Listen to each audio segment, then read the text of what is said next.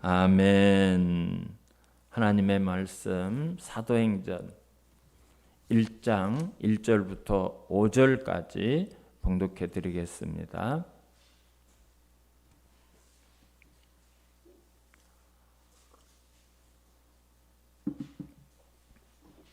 데오빌로요, 내가 먼저 쓴 글에는 무릇 예수께서 행하시며 가르치시기를 시작하신부터 그가 택하신 사도들에게 성령으로 명하시고 승천하신 날까지의 일을 기록하였노라. 그가 고난 받으신 후에 또한 그들에게 확실한 많은 증거로 친히 살아계심을 나타내사 40일 동안 그들에게 보이시며 하나님 나라의 일을 말씀하시니라. 사도와 함께 모이사 그들에게 분부하여 이르시되 예루살렘을 떠나지 말고 내게서 들은 바 아버지께서 약속하신 것을 기다리라. 요한은 물로 세례를 베풀었으나 너희는 몇 날이 못되어 성령으로 세례를 받으리라 하셨느니라. 아멘. 마태복음의 제일 마지막 구절을 보면 부활하신 예수님께서 이런 명령을 내리시죠. 너희는 가서, 그랬어요. 너희는 가서 제자들에게 가라.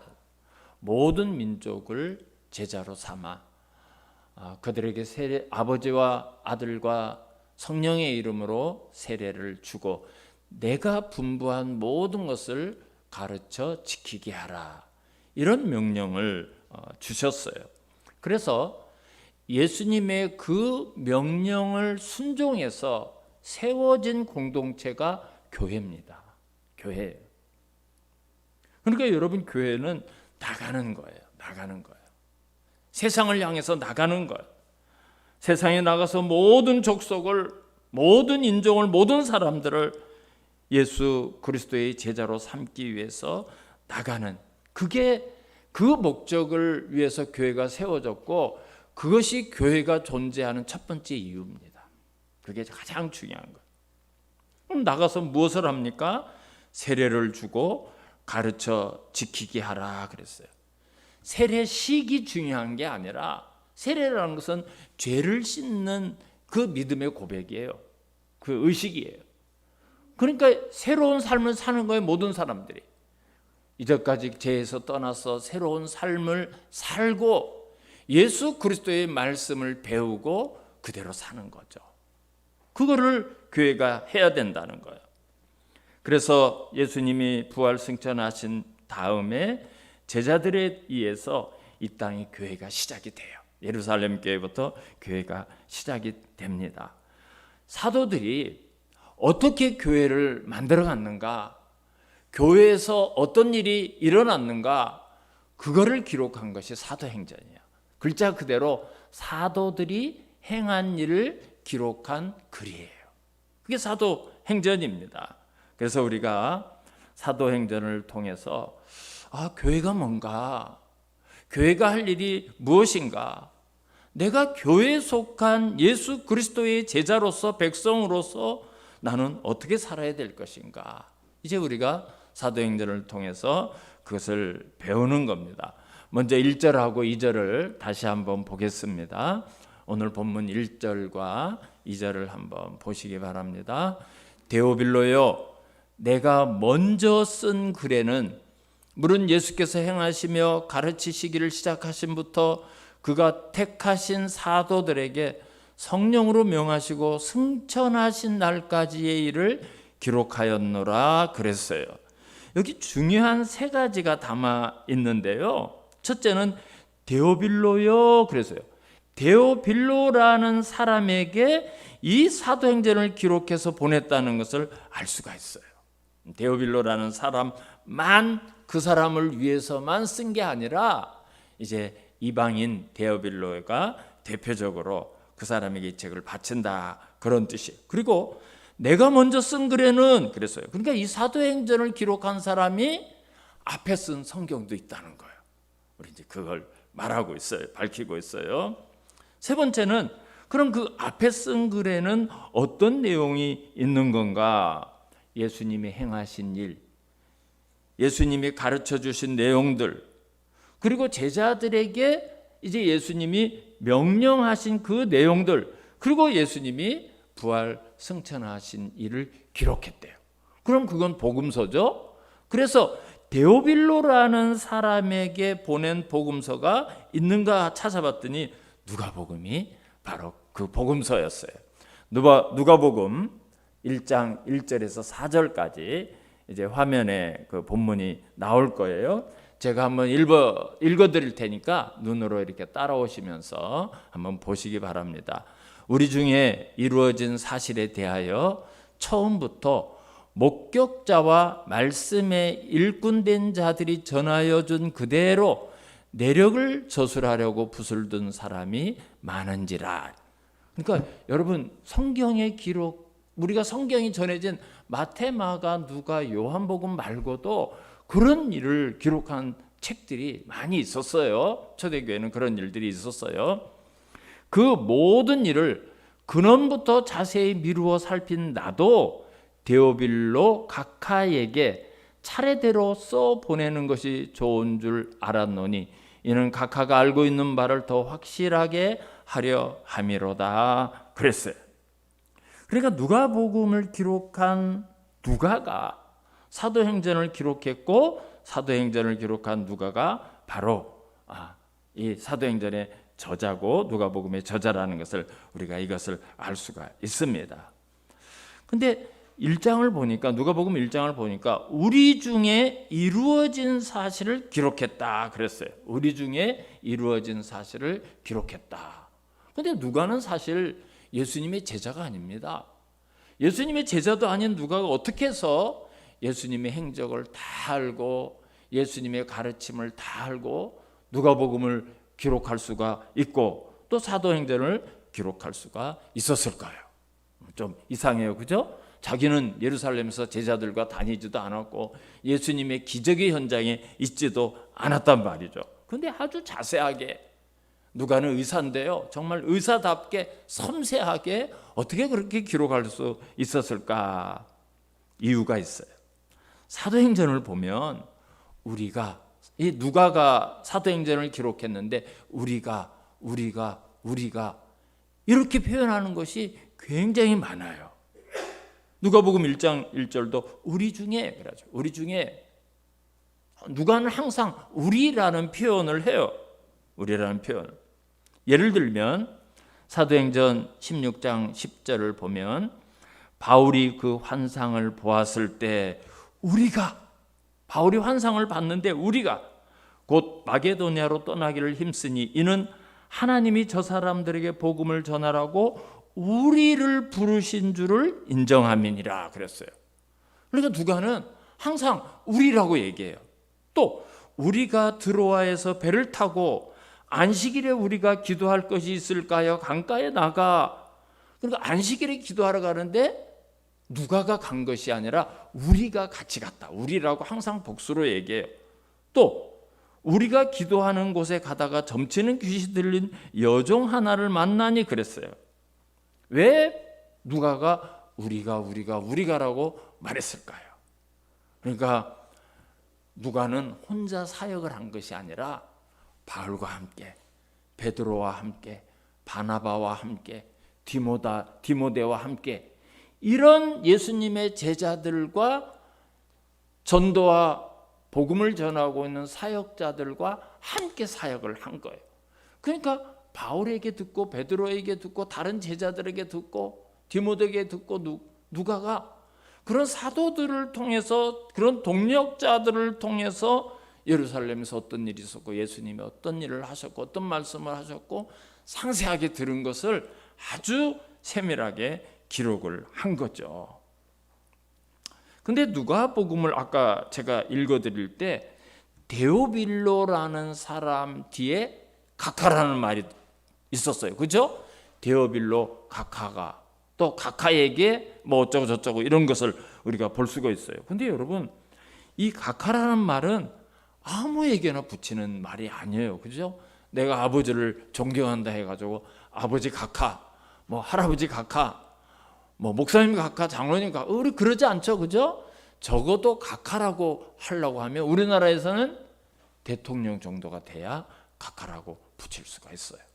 그리고 이 당시에도 각하라는 존칭이 붙을 수 있는 정도는 적어도 어느 지역의 로마의 최고 권위자인 황제가 임명한 총독, 그리고 황제나 거기에 버금가는 사람들에게 각하라는 존칭을 붙이고 아무나 붙이지를 않았어요.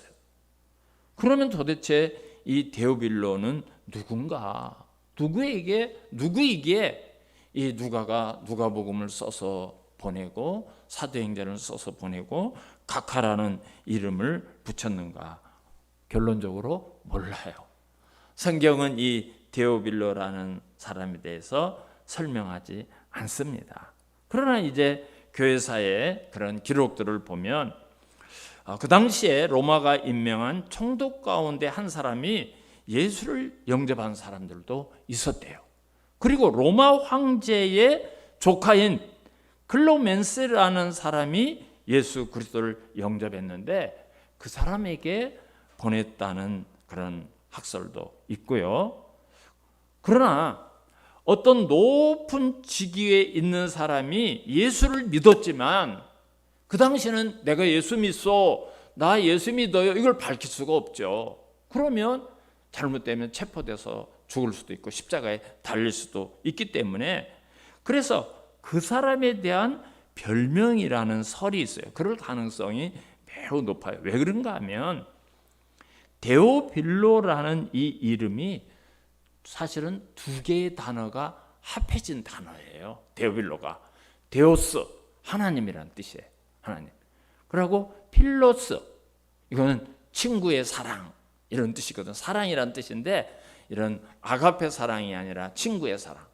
그래서 이 데오빌로라는 것이 하나님이 사랑하는 사람, 하나님이 사랑하는 친구, 뭐 이런 뜻을 가지고 있는 그런 단어예요. 그래서 이것은 이제 아주 높은 지위에 있는 사람이 예수를 믿었는데 참 아름다운 신앙을 가지고 있어서 성도들이 그런 이름을 붙여줬다, 이렇게 이제 전하는 것이 좀 유력합니다. 그러나 어쨌든 중요한 것은 누가복음을 기록한 목적이 뭔가? 이방인에게, 아직 예수 그리스도를 알지 못하는 이방인에게 예수 그리스도는 왜 오셨는가? 그분은 이 땅에 오셔서 어떤 가르침을 주셨고 무엇을 하셨고 왜 고난을 받고 죽으셨는가? 그러나 그분이 다시 살아나셔서 승천하셨다, 이런 지식이 필요했기 때문에 누가복음이라는 이제 복음서를 기록을 하게 됐죠. 그럼 사도행전은 뭔가? 서두에 잠깐 말씀을 드렸지만 우리가 3절을 한번 다시 읽어봅니다. 이제 누가가 사도행전을 기록한 그 이유를 기록하고 있어요. 3절. 그가 고난 받으신 후에 또한 그들에게 확실한 많은 증거로 친히 살아계심을 나타내사 40일 동안 그들에게 보이시며 하나님 나라의 일을 말씀하시니라 그랬어요. 첫째로 하나님 나라의 일을 말씀하셨다 그랬어요. 이게 가장 중요한 거예요. 가장 중요한 거예요.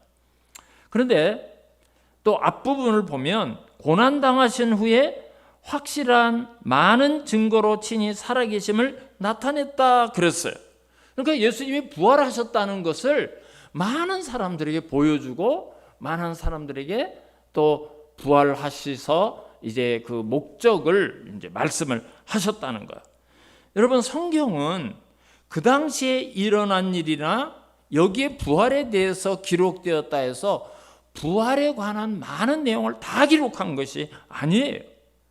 요한복음을 마감하는 요한복음 제일 마지막 절, 요한복음 21장 25절을 보면 우리가 잘 아는 내용인데요. 예수께서 행하신 일이 이 외에도 많으니 만일 낱낱이 기록한다면 이 세상이라도 이 기록된 책을 두기에 부족한 줄 아노라 그랬어요. 그러니까 성경은 예수님의 말씀, 예수님의 하신 일에 대해서 낱낱이 기록한 것이 아니라 많은 일들이 있었지만 필요한 것만 성령께서 기록하게 하신 거예요. 그래서 예수님이 부활하셔서 성경에 기록되지는 않았지만 확실한 많은 증거로 친히 살아계심을 나타내셨다는 거예요. 많은 사람들에게 그런 증거를 보여주셨다는 거예요. 그리고 40일 동안 그들에게 보이시고 그랬어요.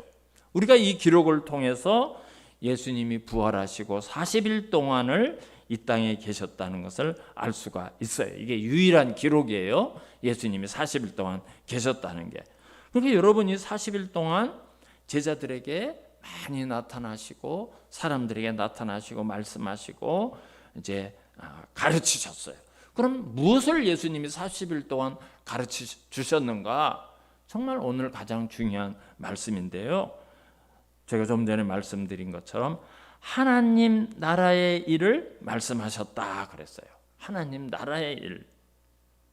여러분, 하나님의 나라의 일을 위해서 예수님이 이 땅에 오신 거고요. 예수님께서 공생애를 사시면서 가장 중점을 두셨고 제자들과 사람들에게 가르쳐 주신 내용이 다 하나님의 나라의 일이에요. 하나님의 나라의, 이 땅의 것이야. 하나님 나라예요.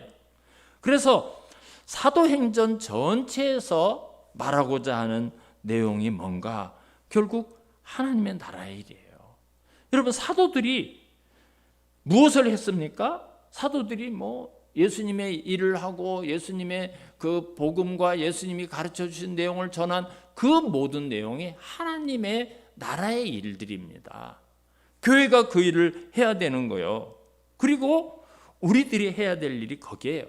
사도행전이 기록된 이유가 하나님의 나라의 일을 전파하기 위해서 기록이 된 겁니다. 사랑하는 성도 여러분, 하나님께서 우리를 구원하신 목적이 무엇이겠어요? 가끔은 그 생각해야 돼요. 여러분, 그리스도인들은 하나님이 나를 왜 구원하셨지? 하나님이 나를 왜 이 땅에 태어나게 하셨을까? 여러분, 가끔은 그 고민하셔야 돼요. 그냥 이 땅에서 그럭저럭 살다가 예수 믿고 나중에 천국 오라, 그 목적 때문에 저와 여러분을 구원하셨을까요? 단순히 우리가 내가 살고 싶은 대로 살다가 천국 가라고 하나님이 성자 하나님이신 독생자를 이 땅에 보내주셔서 그분을 십자가에 못 박고 그분을 많은 고초를 당하게 하시면서까지 저와 여러분을 부르셨을까요? 아니죠. 그렇지 않습니다.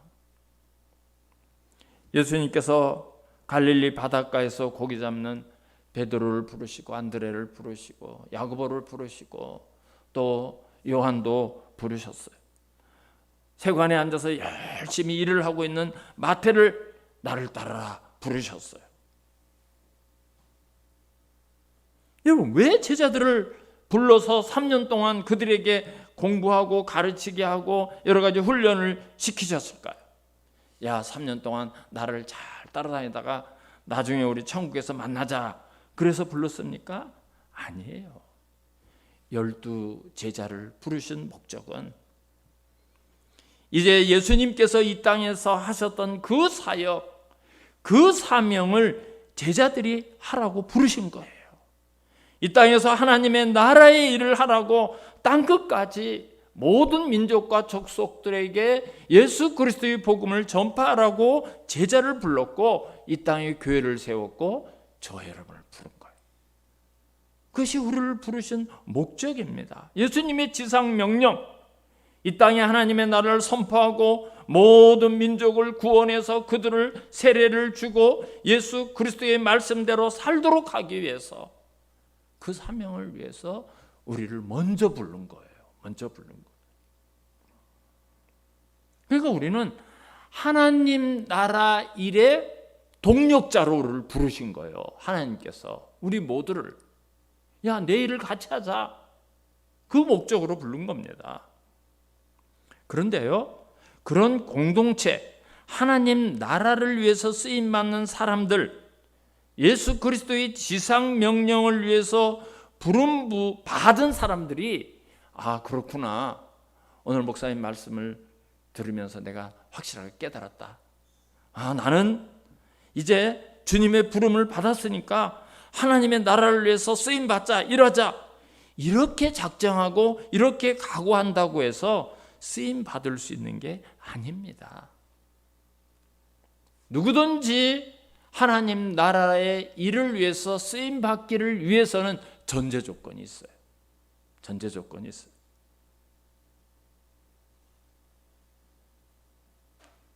그것이 없이는 불가능해요. 우리 다 같이 4절을 한번 보겠습니다. 4절 말씀을 우리 같은 목소리로 한번 읽어보시겠습니다. 오늘 본문 4절입니다. 시작.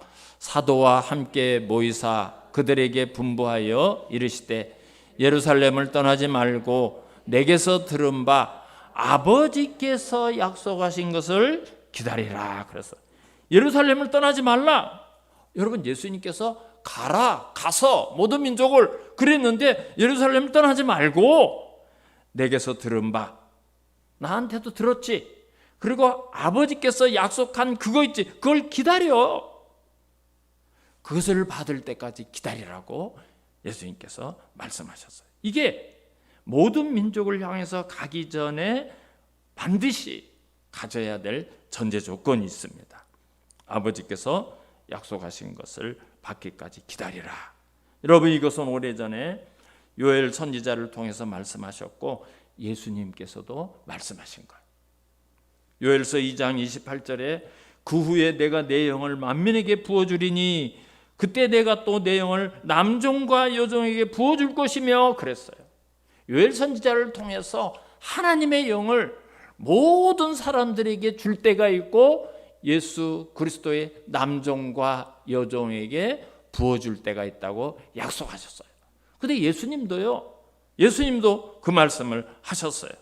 누가복음 24장 49절을 보면 볼지어다 내가 내 아버지께서 약속하신 것을 너희에게 보내리니 너희는 위로부터 능력으로 입혀질 때까지 이 성에 머물라 하시니라 그랬어요.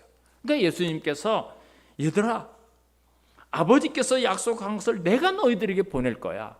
내가 승천해서 내가 보낼 건데 너희는 위로부터 그 능력이 입혀질 때까지 예루살렘 성을 떠나지 말고 기다려라.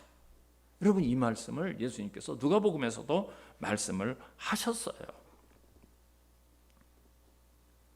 예수님께서 주시고자 하면 세상 어디에 있든지, 그게 뭐 안디옥에 있든지 고린도에 있든지 에베소에 있든지 파주에 있든지 서울에 있든지 하나님이 주실 수 있는데 왜 예루살렘을 떠나지 말고 기다리라고 하셨을까? 이상해요, 그죠? 왜 예루살렘을 떠나지 말라고 하셨을까? 창세기 22장을 보면 하나님께서 아브라함을 부르죠. 아브라함아, 네 아들 독자 이삭 있지? 예, 하나님이 주신 아들 이삭 있죠. 그 아들을 모리아 산으로 가서 번제로 드려라. 참 엄청난 말씀을 하셔요. 아니, 하나님이 100살에 네 후손을 하늘의 별처럼 바다의 모래처럼 많게 하겠다고 하고는 겨우 이삭이라는 아들 하나를 달랑 주시고는 번제로 바치래요. 번제는 잡아서 태워서 드리는 제물이에요. 참 엄청난 그런 말씀을 하셔요. 근데 아브라함이 순종을 하죠. 그 아들을 데리고 모리아 산에 가서 칼을 들고 잡으려고 해요.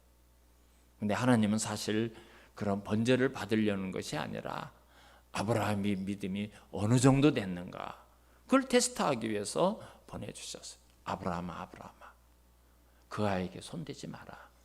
네가 정말 네 아들 독자도 아끼지 아니하고 나를 사랑하는 줄 알았노라. 거기서 아브라함을 축복하셔요. 그리고 사실은 하나님께서 이 모리아 산을 향해서 이삭을 데리고 아브라함이 올라갈 때 저쪽에서 염소 한 마리를 올라가게 해서 거기에 뿔이 딱 걸리게 해놨다가 그 염소를 통해서 하나님 앞에 번제를 드리게 되죠. 여러분, 그 모리아 산이 무슨 산인가 하면 후에 솔로몬이 성전을 짓는 곳이 아브라함이 이삭을 잡으려고 했던 곳이에요. 바로 예루살렘이었어요. 거기서 누가 돌아가시죠? 예수 그리스도가 십자가에 못 박혀 돌아가십니다. 예루살렘이 이런 약속의 땅이에요. 이런 상징적인 땅입니다. 하나님과 언약을 맺고 하나님이 축복하고 하나님이 임재하셔서 받으시는 곳, 그게 예루살렘의 의미예요. 여러분, 이삭의 희생은 사실 예수 그리스도의 희생을 미리 보여주신 거예요. 그걸 미리 보여준 거예요. 이사야 선지자는 예루살렘에서 하나님의 말씀이 나올 것을 예언을 해요. 이사야서 2장 3절을 보면 오라 우리가 여호와의 산에 오르자 야곱의 하나님의 전에 이르자 그가 그의 길을 우리에게 가르치실 것이라 우리가 그 길로 행하리니 율법이 시온에서 나올 것이요 여호와의 말씀이 예루살렘에서부터 나올 것임이니라. 미가도 똑같은 예언을 합니다. 그러면 하나님이 약속하신 것이 무엇일까요? 우리가 앞에서 잠깐 살펴봤습니다마는 하나님이 약속하시고 예수님께서 내가 보낼 때까지 기다려라 했던 그것은 요한복음 14장 26절을 보면 보혜사 그랬어요. 보혜사. 곧 아버지께서 내 이름으로 보내실 성령, 그가 너희에게 모든 것을 가르치고 내가 너희에게 말한 모든 것을 생각나게 하리라 그랬어요. 여러분, 이 보혜사라는 것이 성령의 또 다른 이름인데 보혜사가 가진 뜻이 도와준다, 헬퍼, 돕는 그런 사람이라는 거예요. 그러니까 우리를 어떻게 그 성령님이 도우시는가 하면 우리에게 모든 것을 가르쳐 주셔요. 예수 그리스도께서 하신 말씀을 생각나게 하고 그것을 이해하게 하고 깨닫게 하는 역할을 성령님께서 하시는 거예요. 그러니까 여러분, 하나님의 일이나 하나님의 말씀은 성령님의 인도하심이 없이는 그 어떤 사람도 그분이 누구신가를 알 수가 없고 그 말씀을 깨달을 수가 없어요. 아무리 인간적으로 학문이 뛰어나고 많은 경험이 있고 지혜가 많아도 그건 불가능한 거. 여러분, 성경의 한두 구절도 도저히 이해를 못해요. 미치려고 그래요. 그 성경을 읽어보고 얘기를 하면요, 정말 성령이 없는 사람은 미치려고 그래요. 지난주에 말씀드린 것처럼 엠마오로 가는 두 제자가 예수님과 동행을 하는데 부활하신 예수님과 동행을 하면서 이분이 누군가를 몰라요. 누군가를 모르는 거예요. 근데 예수님께서 제자들에게 예수님이 부활하신 선생님이라는 것을 어떻게 알려주시죠? 예수님이 어떤 변신을 한다든지 기적을 행하신다든지 어떤 놀라운 불이 번쩍하게 그렇게 하지 않았어요. 말씀을 가르쳐 주셔요. 선지자들을 통해서 예언되어 있는 그 말씀, 예수 그리스도에 대해서 예언된 말씀을 가르쳐 주시는데 누가복음 24장 32절을 보면 이렇게 기록하고 있어요. 그들이 서로 말하되 길에서 우리에게 말씀하시고 우리에게 성경을 풀어주실 때에 우리 속에서 마음이 뜨겁지 아니하더냐. 제자들이 예수님이 말씀을 해주시는데 막 이 안에서 뜨거운 게 막 일어나면서 예수님이신 것을 알아보게 돼요. 영안이 열리는 거예요. 못 봤던 예수님, 깨닫지 못했던 예수님, 같이 가면서 몰랐던, 대화하면서 몰랐던 예수님이 우리 부활하신 예수님이구나. 그때서 알아지는 거예요. 그러니까 예수님은 어떤 표적을 통해서 당신을 보여주신 것이 아니라 말씀을 가르쳐 주셔서 제자들이 깨닫게 해주신 거예요. 그때 일어났던 현상, 성경을 풀어주시는데 마음이 뜨겁지 아니하더니, 여러분, 이게 성령의 역사예요. 이게 성령의 역사. 성령님이 우리에게 오셔서 제일 먼저 하시는 사역은 하나님의 말씀을 듣게 하셔요. 이해하게 하셔요. 깨닫게 하셔요. 그러니까 여러분, 이런 지식이 없고 경험이 없고 신앙생활이 많이 안 하셨어도 이제 예수를 믿기로 작정하고 예배당에 오면 그냥 말씀을 듣는 가운데 감화 감동이 오고 내가 주체할 수 없는 어떤 일을 경험하기도 하고, 여러분 우리가 다 말씀을 통해서 다 변화되지 않았습니까? 다 말씀을 통해서. 이스라엘 백성이 광야 40년 동안 정말 하나님의 얼마나 많은 기적을 경험합니다.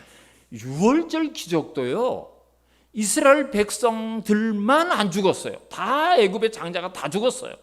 그리고 홍해 바다를 갈라서 그 홍해 바다를 마른 땅으로 건넜습니다. 여러분, 그런데 이스라엘 백성들이 왜 하나님을 못 믿을까요? 못 믿어요. 못 믿어요. 아니, 매일매일 기적의 만나를 먹고 살면서도 하나님을 못 믿습니다. 못 믿어요. 모세만 믿어요. 모세만. 왜 그렇죠? 하나님의 영이 없어요. 하나님의 영이 없으면, 성령이 없으면 기적 아니라 기적 할아버지를 날마다 경험해도 못 믿습니다. 못 믿어요. 근데 성령이 있으면 기적을 하나도 경험하지 않아도 완벽하게 믿어요. 그게 성령의 힘이에요. 여러분, 이스라엘처럼 그런 기적을 겪은 사람이 어디 있습니까? 근데 마지막까지 안 믿어요. 못 믿어요. 그래서 사도 바울이 고린도전서 2장 22절에서 이렇게 말합니다. 고린도전서 2장 12절에서 우리가 세상의 영을 받지 아니하고 하나님께로부터 온 영을 받았으니 이는 우리로 하여금 하나님께서 은혜로 주신 것들을 알게 하려 하심이라. 여러분, 우리가 하나님으로부터 은혜를 받았어요?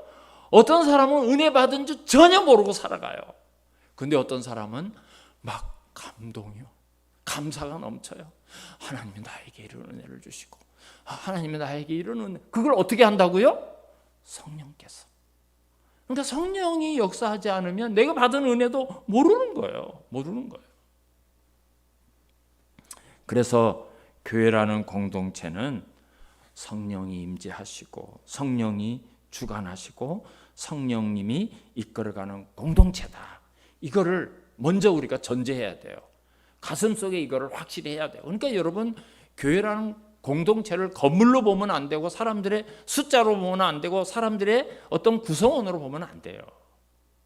어느 공동체든지 교회는 성령이 역사하고 성령이 이끌어간다. 그걸 확실히 아셔야 됩니다. 요한복음 15장 26절을 보면 내가 아버지께로부터 너희에게 보낼 보혜사 곧 아버지께로부터 나오시는 진리의 성령이 오실 때 그가 나를 증언하실 것이요 그랬어요. 그러니까 여러분, 우리가 예수를 믿는 것도 우리 실력이 믿는 것이 아니라 택함 받은 사람 안에 성령님이 찾아오셔서 그 성령님이 예수를 증언하게 되고, 내가 어떤 사람에게 복음을 전하고 전도하고 하나님의 말씀을 전하는 것 같지만 내 안에 계시는 성령님이 증언하신대요. 예수님은 이런 분이야. 예수 믿으면 이렇게 돼. 예수 믿는다는 것은 이런, 내가 열심히 설명하는 것 같은데 나라는 도구를 사용해서 우리 안에 계신 성령님이 자기 자신을 증언하는 거예요. 여러분, 그걸 우리가 알아야 됩니다. 그러니까 내가 좀 부족하지만, 내가 말을 못하지만, 내가 어떤 전달력이 부족하지만 내가 예수 그리스도를 증거하고 있다면 그거는 내 안에 계시는 성령님이 하신다는 것을 믿으셔야 됩니다. 마지막 결론으로 성경 한 구절만 더 찾아보도록 하겠습니다. 베드로후서 1장 20절 21절입니다. 우리 같이 한번 읽어보겠습니다. 시작. 먼저 알 것은 성경의 모든 예언은 사사로이 풀 것이 아니니. 21절도 예언은 언제든지 사람의 뜻으로 낸 것이 아니요 오직 성령의 감동하심을 받은 사람들이 하나님께 받아 말한 것이니라. 여기서 말한 예언이 뭐죠? 하나님의 말씀. 예언자들을 통해서 기록된 하나님의 말씀. 여러분, 성경은 저자가 성령님이고 또 성령의 감동하심을 받은 사람이 기록한 거예요. 그래서 성경을 읽을 때는, 성경을 들을 때는, 성경을 묵상할 때는 성령의 도우심을 받아야 돼요. 성령님이 조명해 주시면, 성령의 우리 안에서 빛을 비춰주시면 말씀을 읽으면서 은혜가 돼요. 말씀을 들으면서 하나님의 음성을 들을 수가 있는 거예요. 내가 말씀을 묵상하면서 하나님과 대화가 가능한 거예요. 하나님께서 성령을 통해서 나에게 말씀하시고 내 마음의 소원을 들어주시고 거기에 대한 답을 주시는 거예요. 여러분, 신앙생활을 하면서 점점 우리의 차원이 높여져야 돼요. 사도행전은 그거를 말합니다. 이제 우리가 몇 시간이 될지 모르지만 사도행전을 통해서 이 땅에 하나님이 왜 교회를 세우셨지? 거기에 대한 답을 찾고요. 교회는 어떤 공동체인가? 우리는 어떻게 살아가야 될 것인가? 이제 이 사도행전을 통해서 놀라운 성령의 인도하심을 받고 많은 은혜가 있으시기를 주님의 이름으로 축원합니다.